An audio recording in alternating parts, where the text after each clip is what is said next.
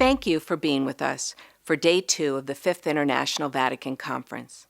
Today we focused on the importance of dialogue and partnerships. We explored the mind, the mental health epidemic, and the impact of loneliness on health. We also spoke about the importance of preparing for a society where people live longer. We learned about the impact and the healing implications to not just the receiver, but the giver of empathy and compassion and love.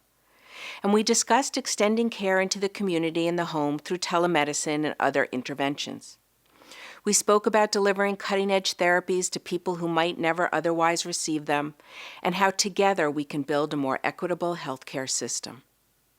We heard about encouraging advances in regenerative medicine and treating rare diseases, and screening infants for type 1 diabetes with early intervention in order to prevent the progression of the disease. Dr. Francis Collins, director of the U.S. National Institutes of Health, discussed the links between science and faith. This was followed by a fascinating conversation from leaders of different denominations. We also celebrated 3 pontifical heroes, Dr. Andrew von Eschenbach, Manny Ahomi, and Frank Sazanowski. These truly remarkable individuals have influenced the lives of so many people through their compassion, ingenuity, and spirituality. There's another individual we'd like to honor here today, and it's a person I'm proud to call my friend, Dr. Max Gomez. Dr. Max, as he's so often called, is my co-trustee at the Cura Foundation and is an exceptional journalist who has spent his career educating the public and leading by example and providing so much hope to the millions of viewers in time of crisis. Max Gomez's father imparted a lesson that would define Max's career. He told his son, "When people choose to work with you or listen to you, they choose to trust you. Don't betray it." Those words, originally spoken in Spanish, shaped and distinguished Dr. Gomez's career as a health and science journalist. During his years as a reporter for both local and national TV news, Dr. Max, as he prefers to be called, stayed true to his father's words. His reportorial excellence has earned the trust of millions of viewers, as well as numerous prestigious journalism awards, including an impressive 9 Emmys. Dr. Max isn't just good at communicating with experts, he's an expert himself. After attending Princeton University, he pursued his PhD at the Wake Forest University School of Medicine, eventually landing a National Institutes of Health postdoctoral fellowship at Rockefeller University. Surprisingly, his road to medical journalism had a rather non-medical start. Dr. Max was a staff DJ on the college radio station.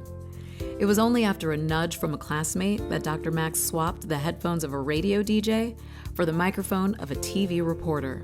If you've ever injured your knee, it can be hard to tell exactly what's causing the pain. And what an impact he has made.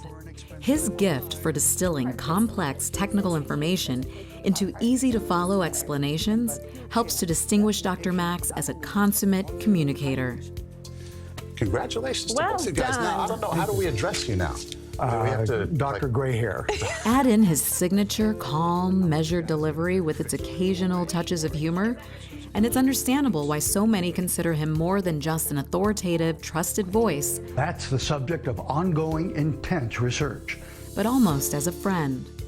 In fact, he was recognized by Mount Sinai's Icahn School of Medicine for his flawless ability to synthesize medical research, as well as for his charm and charisma that light up the room. According to New York City's Department of Health, his coverage of the September 11th attacks helped to reduce fear and anxiety. The city honored him with its Excellence in the Time of Crisis award. The best way to prevent getting infected. Now, 20 years later, Dr. Max again played a vital role in reducing fear and anxiety. Could the COVID vaccine cause infertility in women of childbearing age? Debbie, there's no evidence that the vaccines cause infertility. This time the crisis was COVID. Carefully crafted with facts and credibility, his reports dispelled harmful misinformation, giving understanding and hope to the many living in fear of infection. His talent is also reflected on the printed page as the co-author of several books about cutting-edge medical technology. Dr. Max has a heart as big as the city he loves and calls home. Always generous with his time, he's served on multiple boards of directors and advisors, including the National Board of Directors for the American Heart Association, the Princeton Alumni Weekly, the Partnership for After-School Education, and, of course, the Cura Foundation. A tireless proponent of accurate and effective reporting, he somehow finds time to mentor journalism and medical students, as well as physicians interested in medical journalism. And Dr. Max lives by his principles. Often called upon to interview people during some of the most trying moments of their lives, when tragedy struck close to home, he was not reluctant to open up about his own experiences. He shared the harrowing story of his father's financial and medical battle with Alzheimer's, as well as reporting his own ordeal undergoing surgery for neck pain. Asked why he willingly reveals such highly personal stories, Dr. Max pointed to his father as inspiration. He taught by example, and I strive to do the same. For educating the public, leading by example, and providing hope to millions of viewers in times of crisis, we award Dr. Max Gomez the Pontifical Hero Award for Inspiration.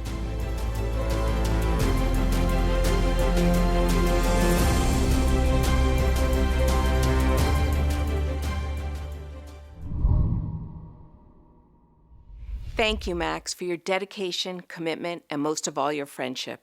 And congratulations to all of our heroes for their incredible contributions and leading by example.